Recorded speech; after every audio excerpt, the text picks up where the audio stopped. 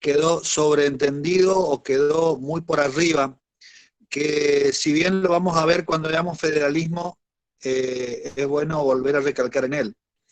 La existencia de una organización de Estado federal hace que existan órganos centrales y órganos locales. ¿Qué quiere decir eso? Que tenemos órganos tanto a nivel nacional como órganos en cada una de las jurisdicciones locales, que tienen competencias que están determinadas por la Constitución Nacional y por la Constitución de cada una de las provincias. Esta situación debe ser considerada en particular con respecto a la conformación del Poder Judicial, porque van a observar que existen Poder Judicial provincial o local y Poder Judicial federal. Y con mayor importancia hoy que se está hablando de una reforma judicial, que se habla de unificación de fueros, que se habla de mayor designación de juzgados federales, la incorporación de cámaras federales en las provincias, pero entendamos bien que son dos dimensiones de una misma función, por supuesto con distinto grado de competencia, la competencia local y la competencia federal. En cuanto a esta porción de análisis que nos corresponde, está relacionada con cuál es la forma o la función que tienen fundamentalmente los órganos judiciales, tanto locales como federales, en relación con el principio de supremacía de la Constitución, artículo 31. Acuérdense que el 31 habla de que la Constitución es la norma suprema y las demás disposiciones deben sujetarse a ellas. Y una particularidad que surge del 75, inciso 22, en su primer párrafo, cuando refiere a la situación de los tratados internacionales respecto a las leyes. Y fundamentalmente la aparición a partir del 94 de los tratados con jerarquía constitucional. Que es bueno que su incorporación, si tienen tiempo, pueden leer las sesiones y las declaraciones o la opinión del miembro informante del 94 de su incorporación. Ya en ese momento escribí un trabajito sobre la reforma y cuando me detuve a analizar la incorporación de los tratados con jerarquía constitucional, mencioné de alguna manera que esta incorporación iba a tener sus bemoles. Y estos estarían relacionados fundamentalmente con cuál es la posición o situación de nuestro Estado o respecto de los órganos y de las normas internacionales que ellos crean. Está bien, si nosotros elevamos a rango constitucional la Convención Interamericana de Derechos Humanos, la Convención, el Pacto de San José de Costa Rica, que lo van a escuchar constantemente y después más constantemente porque es expansivo su efecto, porque la incorporación de este tratado no solamente refiere a su incorporación como norma jurídica, sino también a todo lo que es el sistema interamericano de derechos humanos, con lo cual aparecen las resoluciones de la Corte Interamericana componiendo o conformando este sistema, las disposiciones de la Comisión o los consejos de la Comisión como componiendo este sistema, con lo cual genera un efecto expansivo importante. Por supuesto, esto está en plena discusión aún, más allá de los criterios que ha tenido la Corte y la posición actual de la Corte a partir de Fontevecchia, como les había mencionado en algún momento, en el caso Fontevecchia del 2017. Pero lo importante para nosotros es hoy que el principio de supremacía está referido por la Constitución y todo el ordenamiento jurídico que le precede o que se encuentra por abajo de ella, al cual debe adecuarse. Y, por supuesto, los tratados internacionales con jerarquía constitucional como un bloque constitucional que no forma parte de la Constitución, pero que la integra por vía de jerarquía. Lástima que no tengo una tiza para escribir, como siempre me gusta, teorizar y ubicar gráficamente esta situación.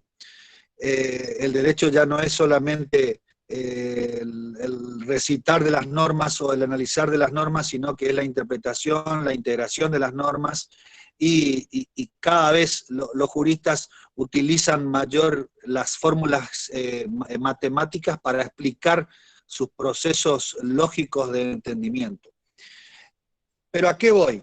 A que si nosotros tenemos el artículo 31 que establece un ordenamiento jurídico o una jerarquía normativa, esta jerarquía normativa se cumple naturalmente, pero de hecho nunca las cuestiones naturales en derecho son cumplidas, salvo la satisfacción de las obligaciones en tiempo y forma, en forma adecuada.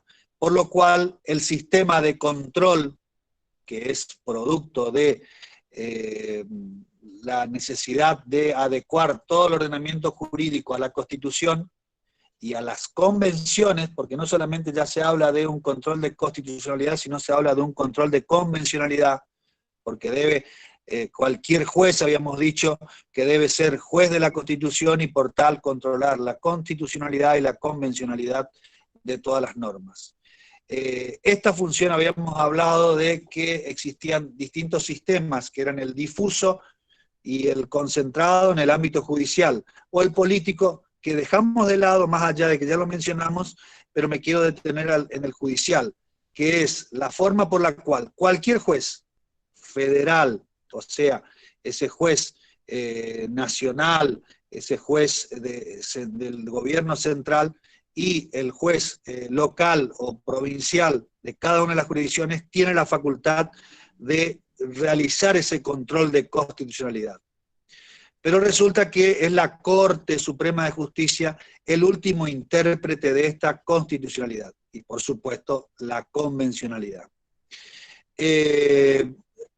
Por supuesto que existen distintas formas o vías para llegar a la Corte para resolver esta adecuación en el caso que nosotros podamos advertir vicios o aspectos que hacen a la imposibilidad o a la inconstitucionalidad de la norma, que puede ser por vía de acción, por vía de excepción, por vía incidental, por vía de recurso, que es una de las formas más habituales de llegar a la Corte, que es el recurso extraordinario establecido o regulado por la ley 48, en la cual se establece cuál es la forma o manera de llegarse a la Corte por la vía del recurso extraordinario.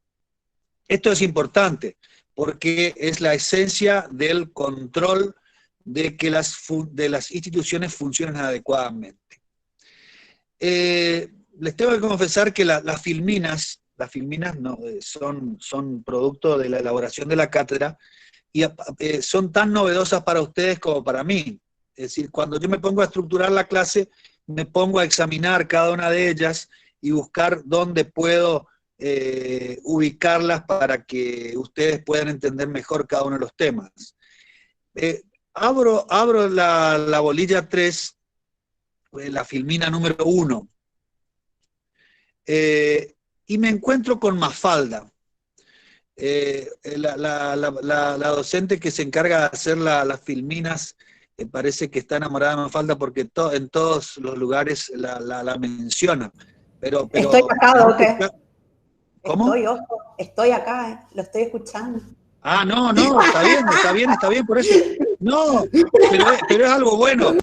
Fíjate, la doctora Rosenblum, mi adjunta y autora, motor fundamental de todas estas clases. Fíjate vos, Karin, que cuando yo abro y veo la bolilla 1 y dice, venimos por la vacuna contra el despotismo, por favor. Se me despertaron tantas incógnitas, tantas soluciones, tantas reflexiones que son atendibles. Fíjense que el momento particular en que vivimos, que hace que estemos desconectados directamente y estemos compartiendo el conocimiento a través de medios no tradicionales, nos impone a nosotros un montón de circunstancias que están relacionadas con nuestro sistema de gobierno y sistema de Estado. Y decimos, estamos en un país que es federal, que es una organización de tipo federal. Bueno, me voy a Corrientes a pasear. Bueno, no puedo ir a Corrientes.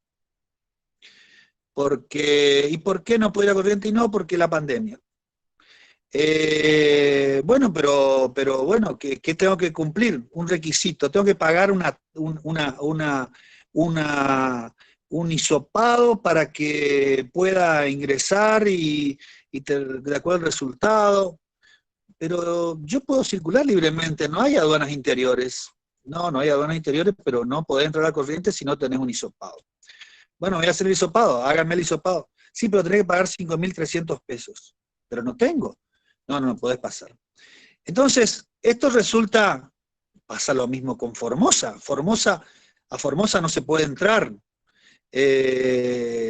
Traslado de enfermos, de pacientes psiquiátricos, por ejemplo, que tuve que ver y analizar las autorizaciones de familiares de pacientes internados en Resistencia en Formosa que no pueden venir a dar una autorización de un consentimiento asistido para tratar a pacientes respecto de los cuales son curadores.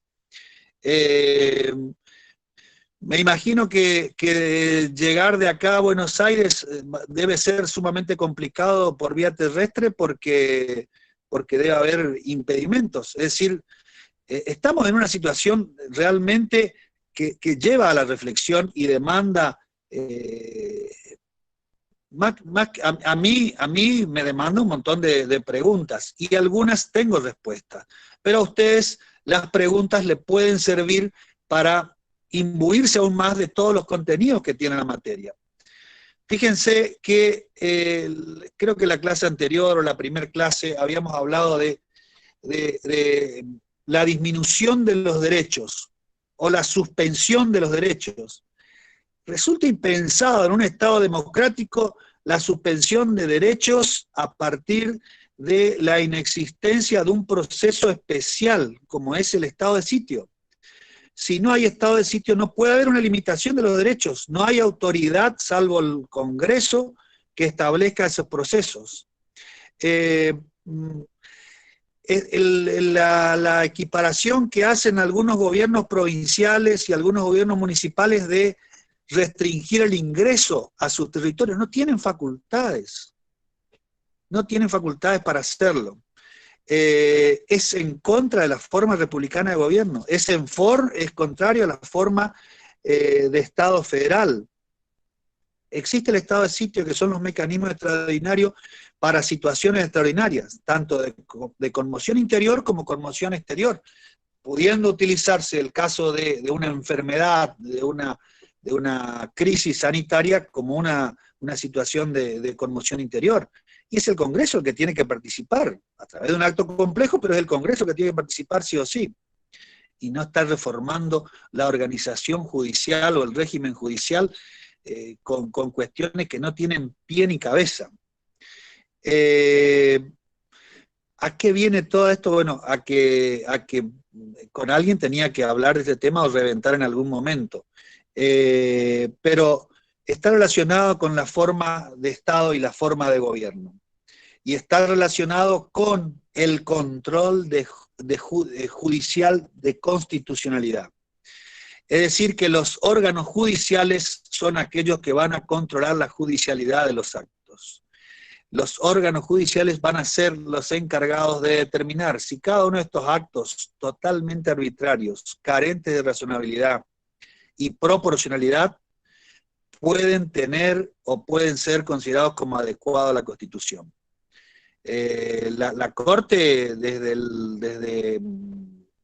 el año 95, creo que es el caso Thomas, ha dado los principios básicos o estándares relacionados con lo que se debe considerar emergencia, que debe ser establecida por ley, debe ser proporcional, es decir, que debe tener relación directa o inmediata entre los fines y los medios, y dependerá de una disposición y puede ser controlada judicialmente.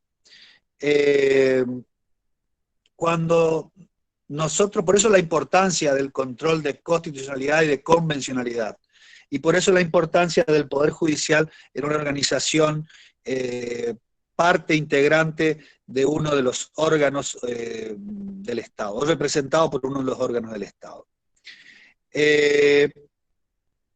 Hay dos aspectos que tenemos que tener en cuenta acá, que son la forma de Estado y forma de gobierno. Acuérdense que cuando vimos la bolilla 1 habíamos identificado al Estado como aquel compuesto esencialmente por elementos esenciales y modales. Hemos visto los elementos esenciales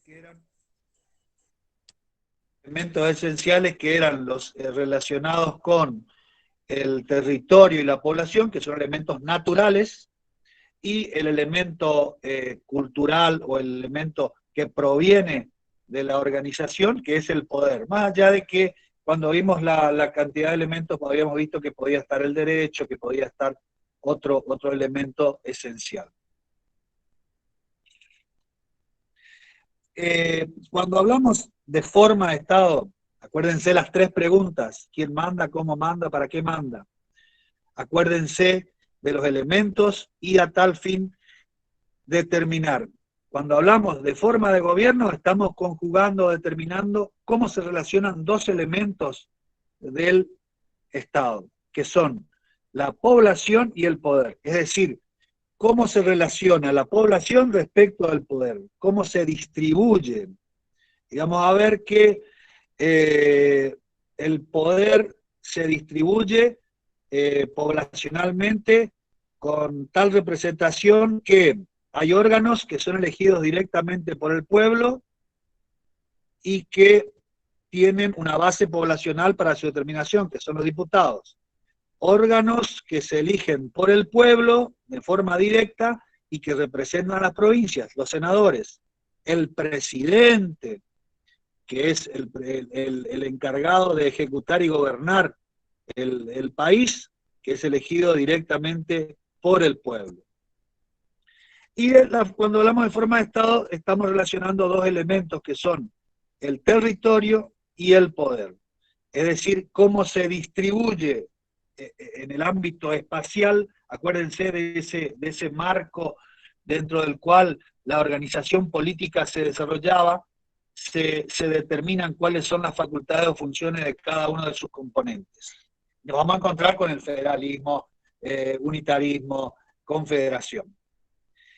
El artículo 1 establece cuál es la forma de gobierno y la forma de Estado. Y habla de que la nación argentina adopta para sí el gobierno representativo y republicano. Y una forma de gobierno, una forma de Estado que es de tipo federal. Con lo cual constituye un bloque que determina un principio pétreo, inalterable, a tal punto que luego se derrama en cada una de las constituciones locales por imperio del artículo 5, que le reconoce la autonomía y establece cuáles son los ámbitos, cuál es el ámbito y cuáles son los alcances del ejercicio de esta autonomía, precisamente imponiéndole que deben mantener un sistema de gobierno republicano y representativo, que de hecho todas las provincias lo contemplan o lo explicitan en sus instrumentos constitutivos. De idéntica manera luego los gobiernos municipales también, como un tercer grado de centralización política, que tienen organización republicana en cuanto a su forma de gobierno y que se caracterizan por una mayor participación directa o indirecta de la población, pero siempre dentro del régimen de la forma republicana y de la forma representativa de gobierno. Es importante mencionar, y resulta un aspecto sustancial del capítulo segundo introducido por la Convención del 94, el artículo 36, en tanto y en cuanto establece: esta Constitución mantendrá su imperio aun cuando se interrumpiere su observancia por actos de fuerza contra el orden institucional y el sistema democrático. Estos actos serán insalvablemente nulos. Sus autores son pasibles de sanciones previstas en el artículo 29, inhabilitados a perpetuidad para ocupar cargos públicos y excluidos de los beneficios del indulto y la conmutación de pena. Tendrán las mismas sanciones quienes, como consecuencia de estos actos, usurparen funciones previstas para las autoridades de esta Constitución o las de las provincias, las que responderán civil y penalmente de sus actos. Las acciones respectivas serán imprescriptibles. La prescripción como tal es una forma de adquisición o extinción de derechos por el transcurso del tiempo. Van a encontrar cuando vean institutos de derecho público y por supuesto derecho privado, el principio de imprescriptibilidad, que ha sido receptado por nuestra ley penal, por nuestra ley civil y comercial en 2015, en tanto y en cuanto reconoce la imprescriptibilidad, es decir, que no pueden extinguirse por el transcurso del tiempo delitos de lesa humanidad o de otro tipo que aparecen como de manera aberrante. Por supuesto que esto no solamente tiene un origen constitucional, sino también fundamentalmente un origen de tipo convencional. Y termina el 36, atentar a sí mismo contra el sistema democrático quien incurre en grave delito doloso contra el Estado que conlleva enriquecimiento, quedando inhabilitado por el tiempo que las leyes determinen para ocupar cargos públicos o empleos públicos. El Congreso sancionará la ley sobre ética pública para el ejercicio de la función.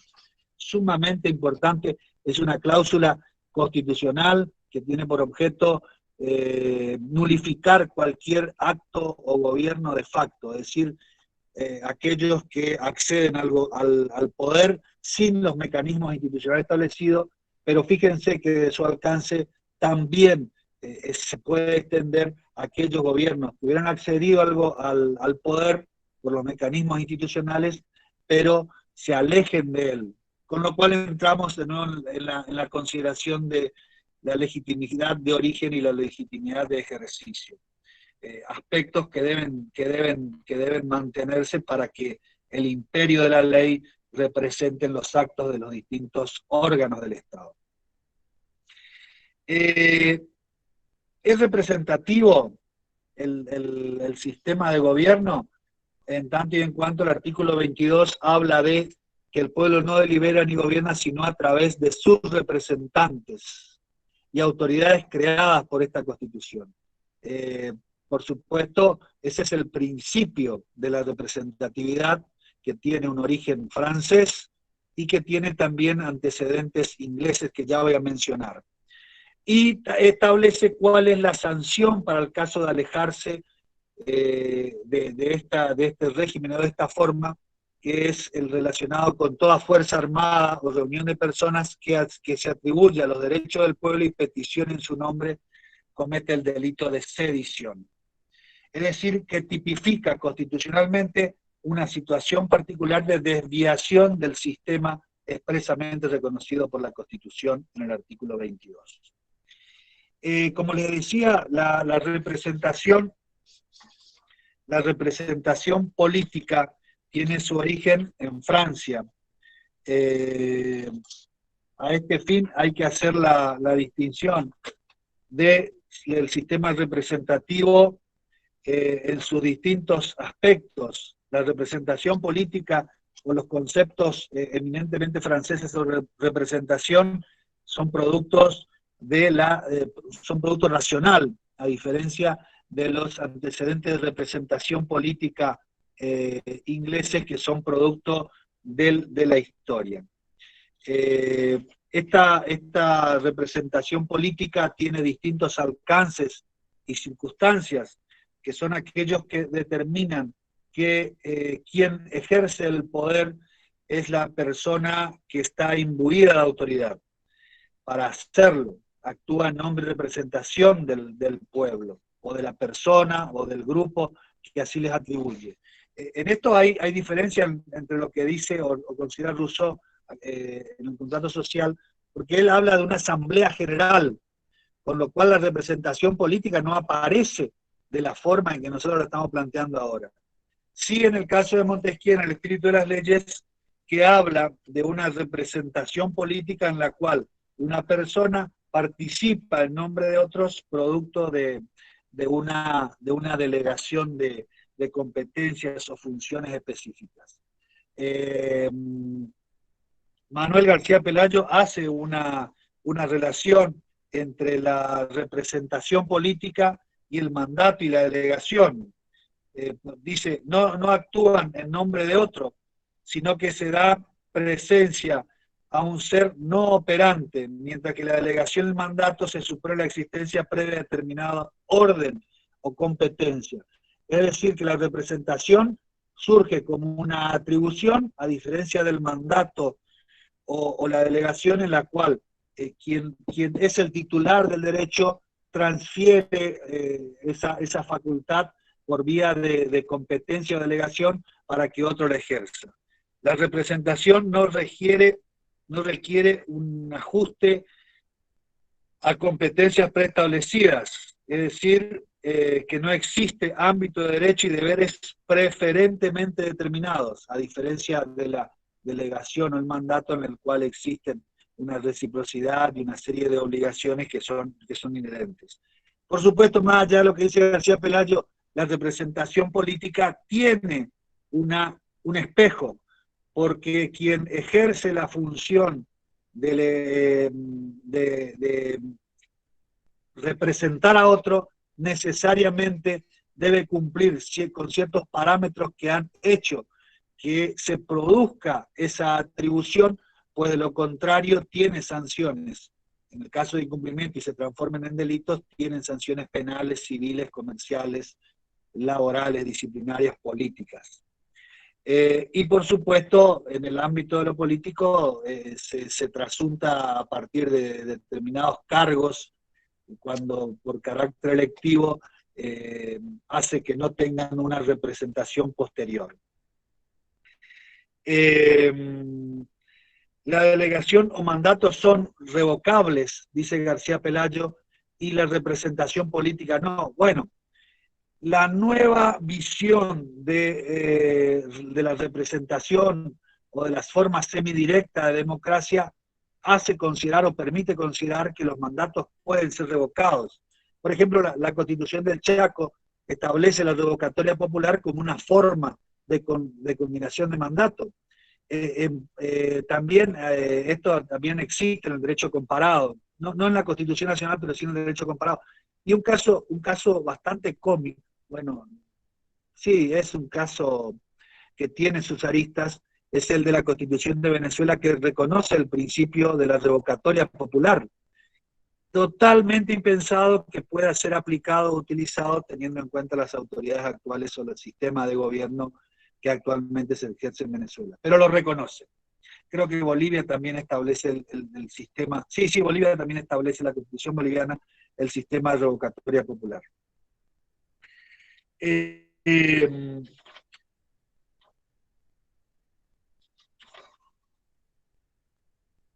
Existen otras formas de representación,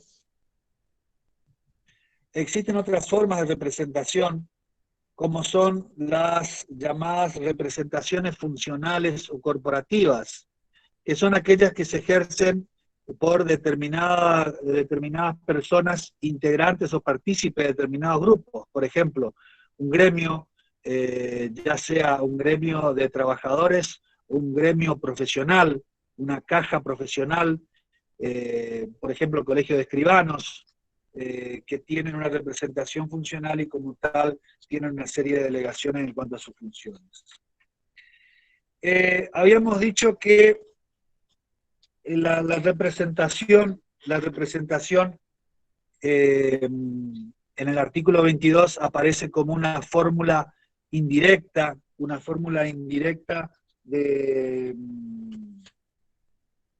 en la cual el pueblo no delibera por sí, sino a través de órganos o de personas que son, ya sea como órganos individuales o órganos colectivos, los encargados de trasuntar su voluntad. La reforma del 94 nos ha introducido en determinadas formas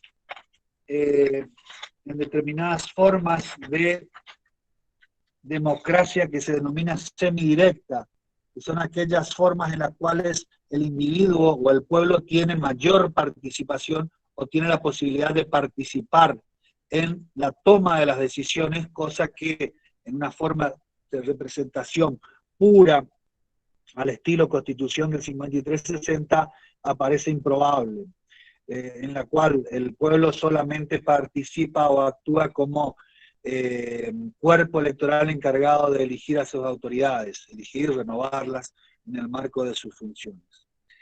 En estas formas semidirectas yo mencioné o yo consideré que existen dos fórmulas que aparecen, que son el referéndum y el plebiscito. El referéndum es el procedimiento mediante el cual el cuerpo electoral, a través del sufragio de sus integrantes, ratifica o desaprueba con carácter definitivo decisiones de carácter normativo adoptado por los órganos representativos. Es una forma de democracia indirecta.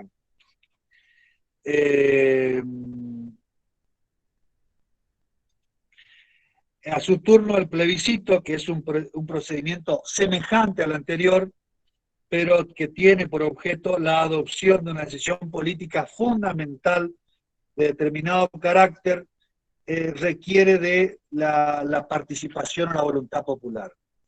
El referéndum como tal puede clasificarse de distintas formas, según su objeto, teniendo en cuenta el carácter de la norma que somete a votación del cuerpo electoral. Puede ser constituyente, puede ser legislativo o puede ser municipal.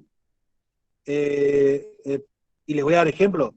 El constitucional puede ser, en el caso de las provincias, cuando se somete a ratificación las reformas, en el caso de Chaco, Misiones y Formosa, la modificación de la Constitución por el sistema de enmienda legislativa. Municipal, el derecho, en el caso de los municipios establece un sistema del doble voto, que es un sistema de control, y también establece un sistema de participación semidirecta, en la cual se exige de manera directa al pueblo, o se posibilita que el pueblo tome o participe en las decisiones. Se habla de presupuesto participativo, se habla de una participación directa en las decisiones específicas que van tomando los municipios. Y las cartas orgánicas, a su vez, en el caso de los municipios de la provincia del Chaco, en el caso de Resistencia, en el caso de General San Martín, municipio de primera categoría, han determinado estos sistemas de participación, estableciendo no solamente derechos, sino formas de que el ciudadano participe o se introduzca en todas estas cuestiones en materia de decisiones. Según la extensión o alcance del deber aplicado, pueden ser generales o particulares, según la oportunidad o momento dentro del proceso constituyente o legislativo.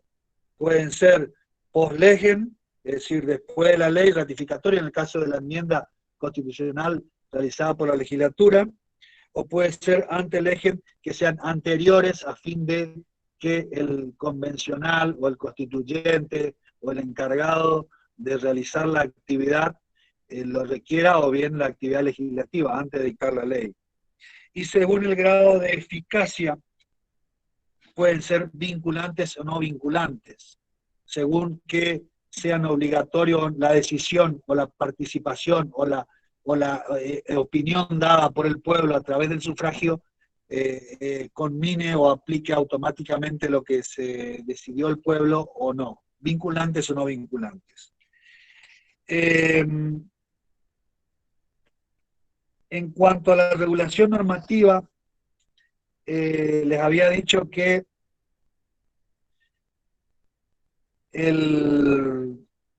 la reforma del 94 introdujo 2 artículos de democracia semidirecta, se menciona, la doctrina lo menciona así, o un mecanismo de participación popular, y habla en el artículo 40 de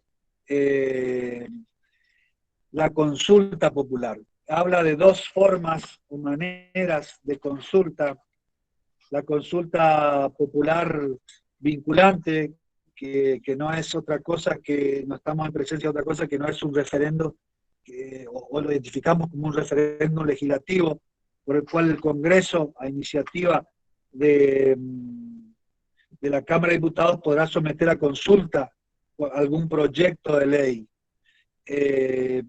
También tenemos las consultas no vinculantes, que son aquellas en las cuales se puede recurrir para que quien emita o tome o esté por tomar la decisión tenga elementos válidos para ser considerados para tomar la decisión. Por supuesto que no es obligatorio, sino que es una forma de orientar o determinar cuál es el sentir popular. Por supuesto que es complicado recurrir a esta forma, porque si es un referéndum legislativo, después el legislador no hace otra cosa que aplicar lo que establece el pueblo. Y por ahí es complicado cuando el pueblo habla, ojo. Y en el caso de las consultas no vinculantes, bueno, los políticos hoy se manejan con encuestas para tomar las decisiones. Así que, si bien la Constitución o el convencional ha considerado que una forma de participación es esta, hoy las encuestas son un medio por el cual los órganos ejecutivos, legislativos, van tomando las decisiones. Y algunos, por supuesto, desoyen incluso la encuesta, que más allá de los márgenes de error, aparecen como un instrumento de gobierno sumamente importante. También establece el mecanismo de la iniciativa popular, que es, ya la Constitución de Chaco ya lo consideraba, ya existía antes de la reforma del 94.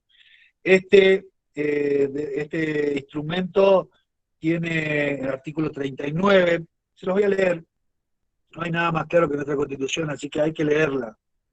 Los ciudadanos, artículo 39, los ciudadanos tienen derecho de iniciativa para presentar proyectos de ley de diputados. El Congreso debe darle expreso tratamiento dentro del término de 12 meses. Nunca lo trata. El Congreso, con el voto de mayoría absoluta de sus miembros de cada Cámara, sancionará una ley reglamentaria que no podrá exigir más del 3%, esto es sumamente importante, 3% del padrón, no más del 3%, no más del 3% del padrón electoral nacional, dentro del cual deberá contemplar una adecuada distribución territorial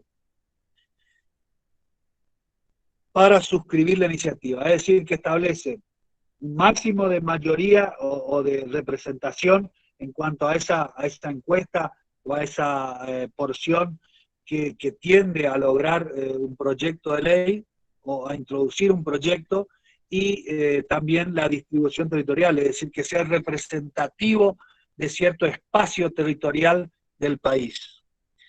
No será, esto es importante y es pregunta de examen. Siempre se preguntan los exámenes y nunca se contesta, porque leen el artículo 39 en la primera parte, que es clarito, dice, sí, iniciativa popular es cuando el pueblo inicia un proyecto. Por supuesto que no saben cuáles son las materias vedadas, y por supuesto que no saben, que ya es mucho pedir, cuál es la reglamentación del funcionamiento, dónde está precisamente regulado el procedimiento de la iniciativa popular. El Congreso, con el voto, no serán objeto de iniciativa popular los proyectos referidos a reforma constitucional, tratados internacionales, tributos, escuche don Fernández, tributos, presupuesto, materia penal, don Fernández. Y la reglamentación está en la ley, me olvidé de la Firmina, perdonen. Profe, ¿puede repetir? Lucas, cerrar el micrófono. Le preguntaba si podía repetir. Firmina 8. La ley 24.747, doctor. Sí, ¿qué pasa? Esa es la ley reglamentaria. Sí, 24.747, está acá. Filmina 8. ¿Me seguís? ¿Me siguen? Sí, sí. Marcelo, ¿se me escucha bien o no? Sí, se escucha perfecto. Ah, bueno. Bueno, la ley esta es sumamente interesante, sancionada el 27 de noviembre del 96 y promulgada de hecho, o sea que el presidente no dictó un decreto, sino que por el transcurso del tiempo no la vetó, fue ley. Es reglamentaria del artículo 9, del artículo 39, y les voy a mencionar los aspectos fundamentales o esenciales que tiene. El artículo 4, ¿se acuerdan que establecía un porcentaje y una distribución territorial en cuanto a las pautas mínimas que debía tener la norma? Esa es una delegación constitucional, es decir, que el poder constituyente establece el instituto y delega al poder legislativo ordinario para que lo reglamente en cuanto a su funcionamiento. Este es un mecanismo utilizado en el 94 y que ha sido bastante interesante y que de alguna manera dio lugar a ciertos incumplimientos del Congreso que han generado situaciones o teorías o doctrinas denominadas como la declaración de inconstitucionalidad por omisión. Por ejemplo, hoy vamos a hablar, ya veo que si el tiempo me alcanza, del 75, inciso 2, cuando habla del régimen de coparticipación, establece que este debía ser dictado en un cierto tiempo. Hace 30 años todavía no tenemos un régimen de coparticipación a través de ley, de acuerdo al mecanismo establecido en el 75, inciso 2. El artículo 4 de la ley 24.747 establece: la iniciativa popular requerirá la firma de un número de ciudadanos no inferior al 1%, 1,5% del padrón electoral utilizado en la última elección de diputados, es decir, que está en la mitad de lo que establecía como máximo requerido por el constituyente. Y cuando habla de la distribución territorial de este grupo de personas que inician el proyecto, dice que deberá estar representado por lo menos a 6 distritos electorales, es decir, que debe provenir de gente que tiene asiento o domicilio en 6 distritos, en 6 provincias. Cuando la materia de la iniciativa sea de alcance regional, el requisito del porcentual se cumplirá considerando únicamente el padrón electoral del total de las provincias que componen dicha región. Por supuesto, el concepto de regionalismo es un concepto introducido por el convencional del 94, pero que más allá de algunos intentos meramente económicos y no políticos, a pesar de existir la posibilidad de que tengan o revistan una categoría política en cuanto a su organización, no tienen reconocimiento legislativo expreso. Por supuesto, siempre hablan de regionalismo, pero queda en la declamación y no en los hechos. El artículo 5 es sumamente interesante porque establece cuáles son las pautas o qué deberá contener este proyecto. Se los menciono para que ustedes tengan una idea o visualicen con lo que yo les voy diciendo cómo funciona, y que por ahí van a encontrar No es común acá, tanto en Chaco o Corrientes, pero en Buenos Aires es muy común encontrar en alguna esquina de la ciudad personas con unos tipo biblioratos llenos de firmas que son precisamente procesos relacionados con mecanismos de iniciativa popular sobre determinadas materias. La petición tiene que ser por escrita, por supuesto, tiene que ser redactada en forma de ley y que debe ser en términos claros. Debe tener una exposición de motivos. Las leyes pueden o no tener exposición de motivos, que es la fundamentación del origen que demanda o que hace que se recurra a este mecanismo. Las leyes pueden o no tenerlo. En el caso de la iniciativa popular se exige. Debe ser, habrá considerado el legislador que este era un requisito importante para saber cuál es la intención que tiene el pueblo al utilizar este mecanismo. Debe tener nombre y domicilio del o los promotores de iniciativa, los que podrán participar de las reuniones de comisión con voz de acuerdo a la reglamentación. Descripción de los gastos de origen de los recursos que ocasionen durante el periodo previo a su elaboración. Fíjense ustedes. Los pliegos de la firma de los peticionantes con la aclaración de nombre, apellido, número y tipo de documento y domicilio que figura en el padrón electoral. Y el artículo 6, que yo no sé si es que querían darle seriedad o querían darle inexistencia a este mecanismo, requiere que todas las planillas de recolección para promover la iniciativa deberán contener un resumen impreso del proyecto y serán presentados, y la mención de los promotores y responsables del mismo. La iniciativa deberá decir que son sumamente gravosos el mecanismo establecido por la ley, lo que hace dificultoso recurrir a esto. Incluso se establece un periodo en el cual es sometido a control del órgano electoral en cuanto a la validez de las firmas, que aparece cierto abuso en cuanto a las exigencias. Y me detengo en el artículo 12 porque la financiación de la política es uno de los aspectos más cuestionados y por la cual existen distintas normas que tratan de imponer a los partidos políticos y a las autoridades rendición de cuentas de los fondos y del financiamiento de campaña electoral, así como también establecen límites en cuanto al desarrollo de este tipo de procedimientos. El artículo 12, en cuanto establece que queda prohibido aceptar o recibir para el financiamiento de todo proyecto de ley contribuciones privadas anónimas, con excepción de la producida por colectas populares con una contribución máxima autorizada de 50 pesos por persona. Hasta yo tengo 50 pesos, así que bueno, quedó medio desactualizado. B. Aporte proveniente de entidades autárquicas, descentralizadas, nacionales, provinciales, sociedad anónima con participación estatal o de empresas concesionarias de servicios públicos, públicas o privadas, provinciales, municipales o entidades autárquicas o descentralizadas o de empresas que exploten juegos de azar. ¿Qué tiene por objeto? Mantener la transparencia. Bueno, por un principio de igualdad, el principio de transparencia tendría que ser general. Reflexión, nada más. Aporte de gobierno extranjero.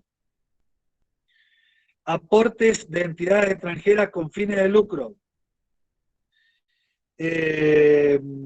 Contribuciones superiores a los pesos 30.000 y contribuciones o donaciones de asociaciones sindicales, patronales o profesionales. ¿Para qué van a hacer una contribución si pueden ser elegidos diputados, senadores y participar directamente? Bueno, saquen sus conclusiones, importante la ley. Hay otro instituto, Filmina 10, que es el de la revocatoria, que es un mecanismo de participación. Es un mecanismo de participación, como les decía, que tiene por objeto revocar, no suspender, revocar, es decir, interrumpir el mandato por algún tipo de incumplimiento. No, nos viene el derecho extranjero, la Constitución del Chaco lo establece, la revocatoria de los mandatos de funcionarios electivos por causa proveniente para juicio político a petición de no menos del 3% de los ciudadanos del padrón electoral respectivo y aprobado por mayoría electoral. Ayer hablando con una de mis adjuntas, salió el tema y me dice, doctor, ¿dónde aparece? ¿Tenemos caso acá? Sí, tenemos caso, tal caso. Bueno, tengo un caso. Por supuesto, estos procesos se enmarcan dentro del mecanismo que es electoral, que es regido, funciona a partir del Tribunal Electoral local. Tenemos un caso del año 97. Evidentemente el pueblo no estaba muy conforme con su intendente y de alguna manera objetaba que se ha mantenido en el cargo de una localidad del interior de la provincia del Chaco, La Leonesa era en la localidad, y estableció o inició el proceso, se hizo la elección respectiva para determinar si debía ser el mandato. Les leo porque es interesante. Y con motivo de la elección, la Junta Electoral, en el acta respectiva que reporta o reproduce cuál es el resultado electoral, dice que se han producido los resultados de la siguiente manera. Por la destitución, 1989 votos, porcentaje sobre los votos emitidos, 49,49. Sobre los habilitados, 31,56. Por no a la destitución del intendente, 1903 votos.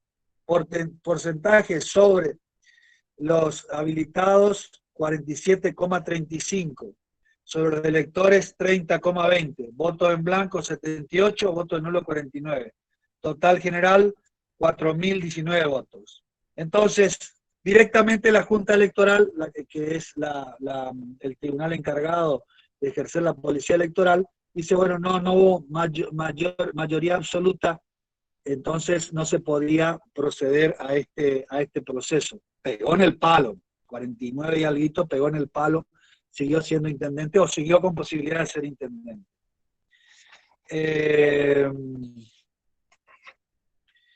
Otro de los aspectos que hacen a la forma de gobierno es el sistema republicano.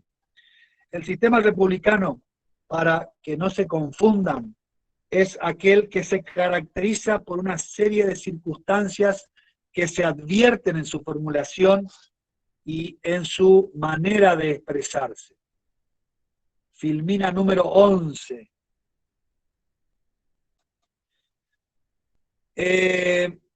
Se puede decir que son los elementos esenciales la soberanía popular, es decir, que el poder reside en el pueblo y el pueblo lo ejerce a través de sus representantes. Las autoridades, la elección popular, otro aspecto que hace la forma republicana. La manifestación del pueblo se hace a través de la elección popular. Tiene otro elemento es la periodicidad en su función, es decir, que todos los mandatos son por un tiempo determinado establecido en la Constitución. Ustedes me dirán, bueno, los jueces no tienen periodo de mandato. Sí, tienen periodo de mandato. Duran en sus cargos mientras dure su buena conducta, que es no un tiempo establecido, sino es un tiempo determinable de acuerdo a sus cualidades o condiciones en el ejercicio de su función. se caracteriza por la existencia de declaración de derechos y garantías. Es indudable que toda forma republicana tiene un catálogo de derechos que cuanto más republicana es, más derechos tiene, y garantías, que son los mecanismos, procedimientos, formas para proteger estos derechos o hacer viables estos derechos.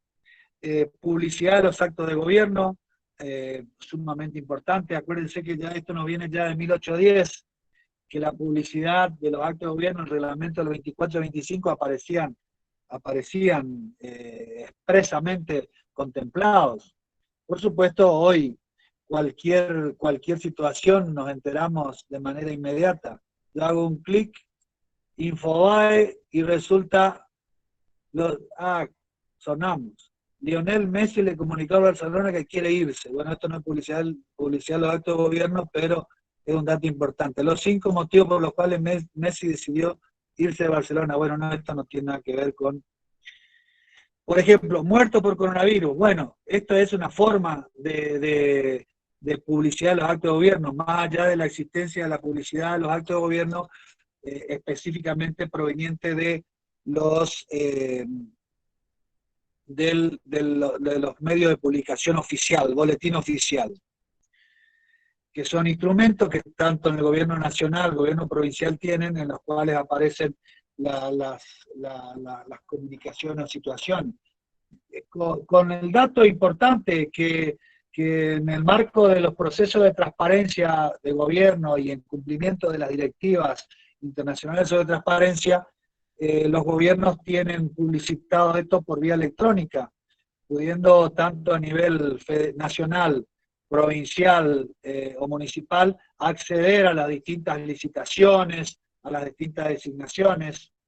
Fíjense, si miran la nata los domingos van a ver cómo se entera de un montón de compras o situaciones particulares, bueno, a través de la publicación oficial, el Boletín Oficial Nacional, donde aparecen los mecanismos de compra, incluso las distintas circunscripciones gubernativas, ministerios tienen página web donde establecen los mecanismos de compra, de consulta para las compras, etcétera, etcétera.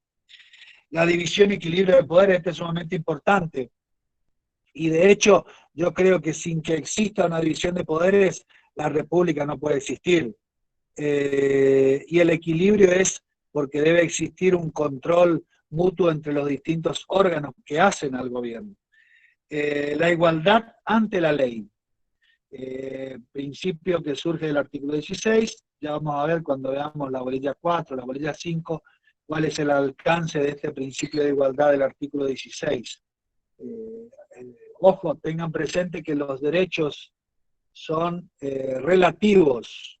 Artículo 14, todos los habitantes gozan de las siguientes leyes de los siguientes derechos conforme a las leyes que reglamentan su ejercicio. Artículo 14, que es el fundamento del poder de policía, que es la manera o forma de regular el ejercicio por cuestiones de moralidad, salubridad, seguridad, por parte del órgano legislativo. Un dato importante está relacionado con, y lo pide el programa, así que me voy a tener, pero a vuelo de pájaro, con la división y equilibrio de poderes. Los órganos, división y equilibrio de poderes. Filmina 13. Entre los poderes, en un gobierno republicano, existe control mutuo que hace que se encuentre equilibrado. ¿Por qué? Porque más allá de que pueda existir un poder ejecutivo súper fuerte, que es nuestro caso, existen mecanismos que le permiten controlar el poder que ejerce los órganos de gobierno y controlarse mutuamente. Yo he tomado algunas situaciones particulares que a modo de ejemplo les va a permitir a ustedes verificar cómo se cumplen. Por ejemplo, el 99, inciso tercero, reconoce las facultades del Ejecutivo para dictar decreto de necesidad de urgencia, pero les veda determinadas materias en cuanto a la posibilidad de hacerlo y establece mecanismos de ratificación por la Comisión Bicameral permanente, que después la ley que reglamentó el funcionamiento de los decretos de necesidad de urgencia actuó de manera tibia y puede ser cuestionada en cuanto a que esta ratificación la realiza uno solo de las cámaras. Si ustedes miran los distintos DNU dictados por Fernández, por el doctor Fernández, van a ver que estos son ratificados por el Congreso, por la Cámara de Senadores. Claro, ¿por qué? Porque tienen mayoría necesaria. El gobierno tiene mayoría necesaria para ratificar los actos dictados bajo esta fórmula. Con lo cual, el equilibrio empieza de alguna manera a temblar. El judicial, como ya le decía al inicio de la clase, es de importancia porque es el encargado de realizar el control de constitucionalidad de todos los actos del gobierno. Ya hoy a partir de distintos criterios de la Corte, en el caso FAI, en PATI, que se inmiscuye en cuestiones políticas, ya esta teoría de las cuestiones políticas no judiciales tiene ciertas limitantes. De hecho, la Corte se ha pronunciado en materia de reforma constitucional de las provincias, Colegio de Abogados de Tucumán contra Convención Constituyente. Con lo cual, de alguna manera, se amplía el espectro de control que realiza el Poder Judicial a través de este mecanismo del control de constitucionalidad, que es una limitante o que es una restricción o que es una parte del equilibrio entre los poderes. La formación de las leyes es un acto complejo en el cual participan. Habíamos visto en la iniciativa popular del 39, que el pueblo puede hacerlo cualquiera de los miembros integrantes de los cuerpos legislativos, senadores, diputados, en forma individual o conjunta. Y por supuesto el Poder Ejecutivo. Es decir, fíjense cómo pueden originar. La discusión se realiza en el marco del Congreso, pero el Poder Ejecutivo tiene una participación posterior como colegislador en cuanto puede promulgar o vetar las leyes. Otro de los aspectos del estado de sitio. Fíjense que el estado de sitio es una manera que tienen de controlarse los poderes ante situaciones de emergencia, tanto de conmoción interior como ataque exterior. El mecanismo del artículo 53 del juicio político, que es al cual se sujetan determinadas autoridades que cuando hubieran cometido delito en el ejercicio de sus funciones o en los supuestos de mal desempeño de sus cargos. Es decir, situaciones que permiten que sean despojados de la investidura y por tal puedan ser sometidos al control judicial de sus actos. El juicio político es una forma de despojar a la autoridad que le inviste de la inmunidad propia de su actividad para poder ser sometida a las autoridades judiciales.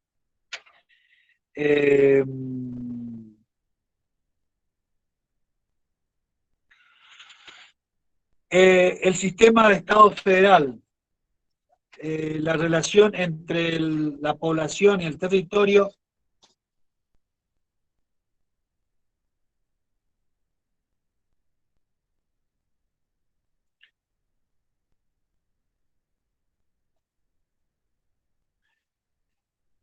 Filmina 19. Esos dos cuadritos nos marcan a nosotros cuál es la característica que tiene nuestro sistema de Estado, que es el federalismo, que es la conjunción de dos centros de poder distintos. Un poder que acá dice soberano, que es un poder central, o un poder nacional, o un poder federal, que es quien lo ejerce a través de una organización prevista por la Constitución, y un poder autónomo, local o provincial, que está representado por las distintas circunscripciones territoriales o espacios territoriales que conforman el Estado.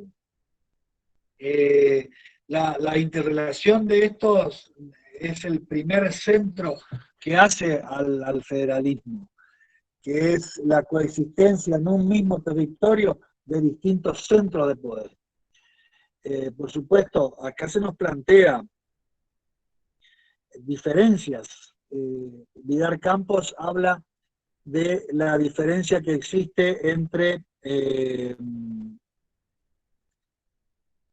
sistema federal y sistema confederado como organización de Estado. El sistema federal importa un principio de soberanía que ejerce o que reside, si bien reside en el pueblo, es ejercida por la autoridad federal, quien tiene a su cargo la actividad, el desarrollo de su relación con el exterior, a diferencia de las formas confederadas de organización en la cual el Estado, los Estados miembros tienen distintas facultades, como son las de cesión y de nulificación. En los Estados confederados, los Estados miembros tienen la cualidad soberana, por la cual pueden separarse del órgano central o de la confederación que conforman, y pueden nulificar, o sea, no aplicar las disposiciones del gobierno confederado. Es decir, esta era en esencia la organización norteamericana en su momento, que dio origen a la Guerra de Secesión. Por supuesto, hoy aparece como totalmente impensado que algún Estado de la Confederación pueda sesionarse o separarse o nulificar las decisiones del gobierno central. Por supuesto que tienen una organización institucional sumamente depurada, en la cual existen competencias bien decididas entre uno y otro. A diferencia, nuestro sistema federal reporta, según la Constitución, distintas competencias entre uno y otros órganos. Así es que podemos advertir distintas relaciones entre la nación y la provincia. Tenemos relaciones de subordinación, que están determinadas por el artículo 31 de la Constitución, que establece el principio de la supremacía de la Constitución Nacional y la ubicación de los tratados con jerarquía constitucional con una ubicación institucional superior. El artículo 5, en tanto y en cuanto establece o reconoce cuál es el ámbito o alcance de la autonomía de los poderes autónomos provinciales o de las provincias, por supuesto, esta norma es fundamental. El artículo 5, cuando ustedes hablan de provincia, no pueden avanzar en el tema si no conocen lo que dice el artículo 5, que establece cuáles son los lineamientos o especificaciones que le impone el gobierno central a las provincias en el marco del dictado de sus constituciones. Deben mantener la forma republicana de gobierno y representativa, deben mantener las declaraciones de derechos y garantías que establece la Constitución Nacional. De hecho, las provincias en su totalidad la cumplen. Bueno, si no la cumplen, están sujetas a procedimientos correctivos, como puede ser el que prevé el mismo artículo 6, relacionada con la intervención federal. Por eso una docente, antigua docente de la cátedra, siempre hablaba del paro de los docentes o el paro de los judiciales, cómo transforma o posibilita la existencia del mecanismo reparador de la intervención federal. Bueno, parece bastante duro en estas actualidades o en estas circunstancias. En cuanto al mismo artículo 5 habla de imposición a las provincias que deben regular o establecer una administración de justicia, la educación primaria y un régimen municipal. Y a partir del 94 ese régimen municipal, por imperio del 123, debe ser autónomo. Es decir, con las mismas cualidades que tienen las provincias. Con lo cual, esta descentralización de tercer grado, que es el municipio, toma un encaje ya sincero y sin problemas en el marco de la organización institucional del país, como tercer grado de descentralización política. Porque los estados municipales pueden dictar su propio instrumento constitutivo, su propia carta orgánica. Hay relaciones de participación. ¿Por qué? Porque las provincias de manera conjunta con el gobierno federal, o mejor dicho, por sí realizan o intervienen en los órganos federales.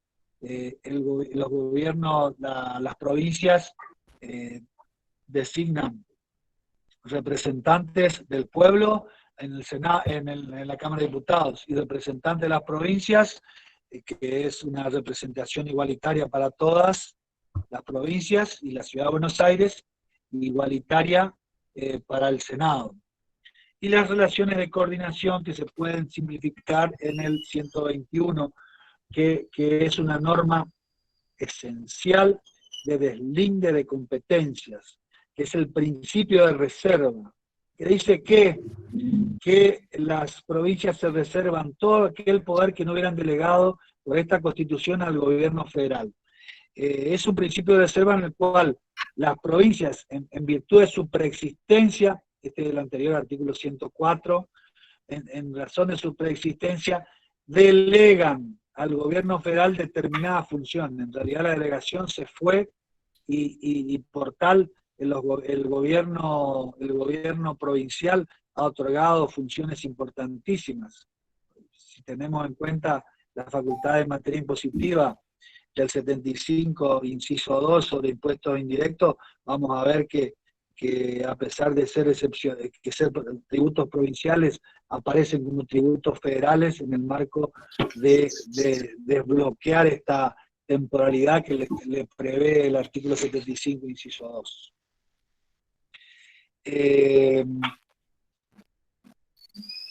Habla de antecedentes, no me voy a detener en esto porque ya lo mencioné en la primer clase, pero los voy a enunciar. Sin duda es un antecedente importante la Constitución norteamericana de 1787 y toda la doctrina que dio origen a su redacción y las opiniones posteriores. Es importantísimo la lucha entre unitarios y federales, que ha dado suma importancia de normativa que hace al funcionamiento de instituciones, y sin lugar a dudas tenemos Filmina 22, tenemos los supuestos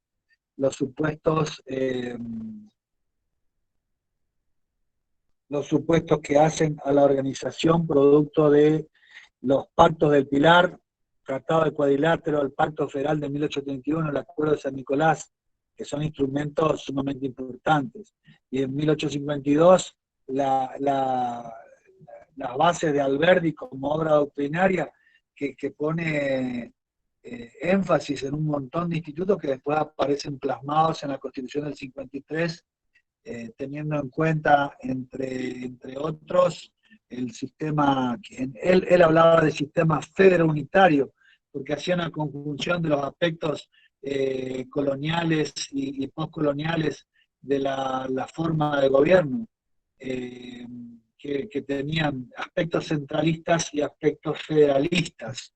Por supuesto que en esta organización que está en el proyecto de Alberdi, proyecto de Constitución de 1852, nosotros seguimos de alguna manera a la organización institucional norteamericana con particularidades propias, sobre todo en cuanto a la organización del Ejecutivo y por supuesto en cuanto a la organización del Poder Judicial. Pero ¿por qué tuvimos que deambular de 1810 a 1853? Y los autores lo explican. Alexis de Tocqueville en La democracia en América habla de este tema y reporta que esto tiene origen precisamente en las instituciones que formaron la organización colonial de aquellas colonias españolas, que no tenían normas propias, porque nuestras normas provenían de España y eran remitidas directamente, no teníamos autoridad legislativa local, a diferencia de las colonias inglesas en América, que sí tenían legislación, que sí tenían órganos legislativos, que sí dictaban sus propias normas. ¿Cómo puede un órgano residente en España dictar normas para un territorio que está a más de 10.000 kilómetros de localización de donde se van a aplicar? Y sobre todo en esa época en la cual las comunicaciones no tenían la fluidez que hoy se pueden apreciar. También habla de que las colonias españolas no tenían un sistema electoral. Las autoridades eran elegidas ¿por quién? Por la metrópoli. España decidía qué autoridades eran y la organización institucional era la que establecía España, que no tenía en cuenta la organización territorial, la organización económica, la organización política y los centros, la ubicación de los centros poblados en esa época. Con lo cual, el traslado de instituciones de otro lugar hacía inviable o impracticable su formulación. A diferencia de las colonias inglesas, que tenían un sistema electoral por el cual elegían sus propias autoridades. Por supuesto, más rápido se independizaron, porque ya tenían todo organizado. A lo cual Max Weber habla también de otro aspecto y hace la diferencia entre la organización católica, que hace la diferencia entre la evolución que ha tenido uno y otro de acuerdo a la religión. Los católicos con mayor, con menor evolución, y en cambio los estados imbuidos por las ideas puritanas tenían una evolución superior. Bueno, son situaciones o posiciones que se han dado.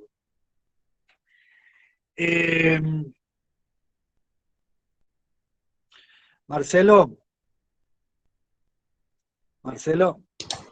Sí, doctor. Yo voy a cortar a las 16:30 justo, porque si no me van a retar.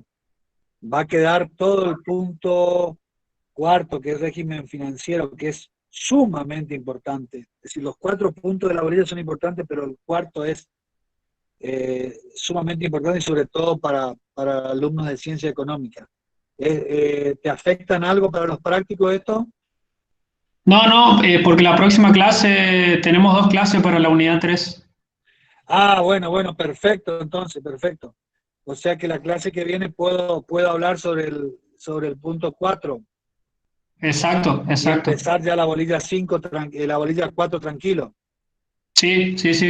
Bueno. Lo último que tengo, o lo más resumidamente posible. La relación nación y provincia está determinada en las previsiones de una norma, que es el artículo 5, y por supuesto el 121, que habla del principio de reserva. Las provincias en nuestra organización son autónomas. ¿Por qué? Porque pueden dictar sus propias constituciones.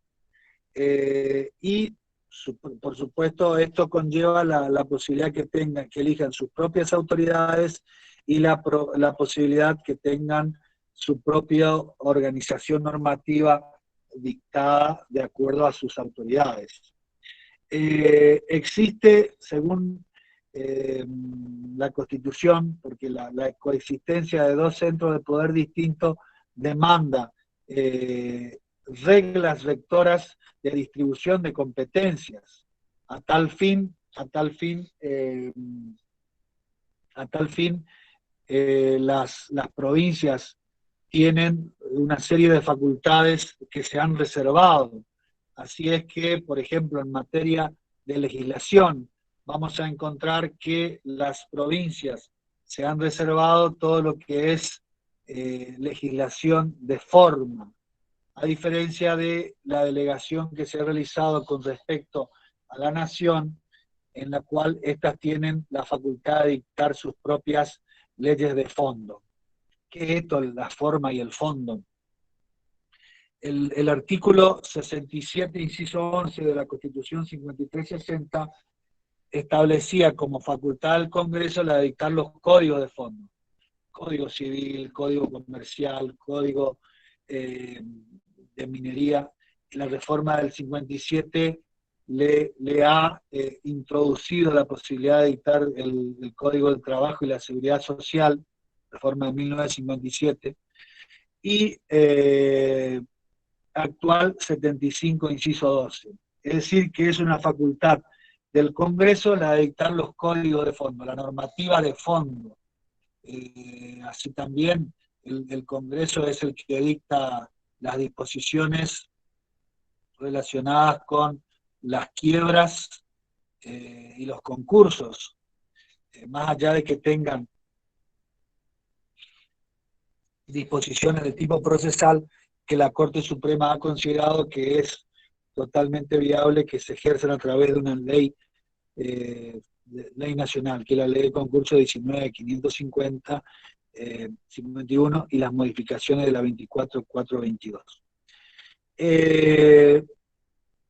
En cambio, todo lo que es el procedimiento de implementación es facultad de las provincias. Así es que vamos a tener, si ustedes examinan, en toda la provincia, en todo el país, un solo código civil, en este caso que es un código civil y comercial, una norma unificada, pero vamos a tener tantos ordenamientos normativos procesales, civiles y comerciales, como entidades autónomas tengamos. Es decir, que vamos a tener toda la provincia de la Ciudad de Buenos Aires e incluso una norma federal de procedimientos civil y comercial, que es el código respectivo que rige para las relaciones nacionales. Es facultad de las provincias dictar las disposiciones administrativas, a tal punto cuando veamos ya la parte de derecho administrativo, vamos a ver que no tenemos un código de derecho administrativo a nivel nacional, sino que tenemos una ley de procedimientos administrativos 19.549 que establece el procedimiento, que en realidad el procedimiento está en la reglamentación de la ley, pero que establece el concepto de acto administrativo y los elementos basales, pero no tenemos una norma codificada de derecho administrativo, es totalmente disperso. ¿Se acuerdan cuando hablaba de constituciones dispersas? Bueno, en el marco del derecho administrativo, precisamente por la mutabilidad, por la constante retroalimentación y modificación que conlleva la actividad administrativa en general, hace dificultoso que se pueda modificar.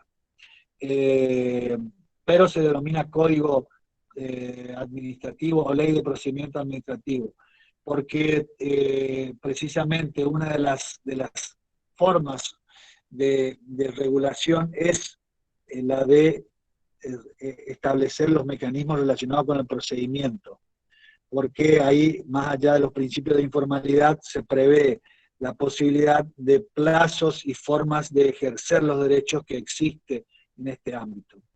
En el caso de las provincias, tienen normas que refieren a código, por ejemplo, Corrientes tiene una ley de procedimientos, tiene un código contencioso administrativo. Lo mismo ocurre con el Chaco, que tiene una ley de procedimiento administrativo 1140, tiene el código de procedimiento contencioso administrativo que regula todo lo que es la actividad administrativa o la revisión de la actividad administrativa por ante la justicia. En materia impositiva, que voy a dejar para la clase que viene, en los artículos 75, inciso 1, inciso 2, aparecen o se determina todo lo que es la distribución de los tributos que son delegados o determinados por las provincias al momento de constituirse. Un dato importante que he dejado pasar, que es que en el 121 que se establece el principio de reserva, en su última parte, y con esto voy a ir terminando, en su última parte,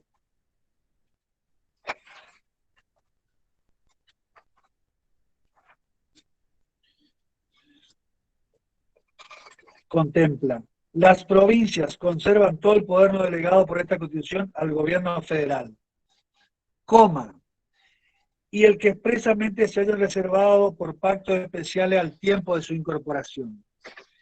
Nadie nunca me dice nada de esto porque o no saben o por una providencia extraña a mí, siempre me dicen el principio de reserva, la primera parte del artículo, y trato de no escuchar la segunda parte, que es tan importante como la primera.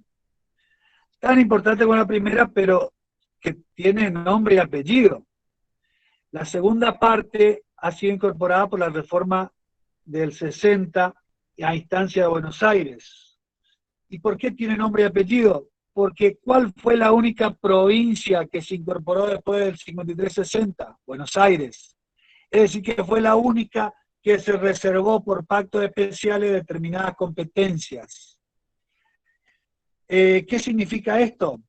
Que al momento de incorporarse dijo, bueno, no, tal cosa me mantengo, tal cosa mantengo, tal cosa es mía.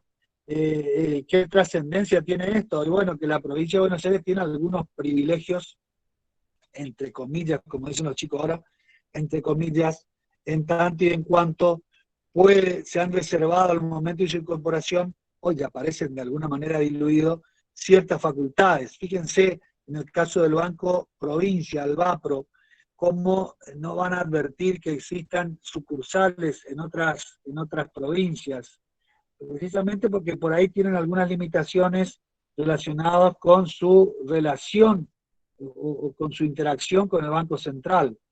Hay un montón de sistemas de protección del sistema financiero en el cual no participan. Hay determinadas operaciones que realiza el Banco de la Provincia de Buenos Aires que no están grabadas con impuestos federales. Es decir, todas prerrogativas o posibilidades que han sido generadas producto de esta reserva que se ha realizado en el año 60 cuando se incorpora al resto de la Confederación. Existen situaciones concurrentes, o sea, aquellas que aparecen tanto el Estado Nacional como el provincial, a tal fin los impuestos indirectos internos, también son concurrentes las facultades del Congreso en cuanto habla en los artículos 75, inciso 17 y 75, inciso 18. Bueno, dejamos ahí puntualmente 16:30. Me queda algunas aclaraciones que voy a hacer la próxima clase y vamos a avanzar de lleno en la bolilla, en el punto 4, que me parece sumamente importante y lo vamos a empezar fresquito a las 3 de la tarde y después avanzaremos con la bolilla 4. Marcelo, el jueves es asueto. Sí, ahí justamente le avisé a los alumnos por el chat que el jueves no se va a dictar clases. Perfecto. Así que nos vemos seguramente el martes. Chao, hasta luego. Hasta luego. Muchas gracias, profe.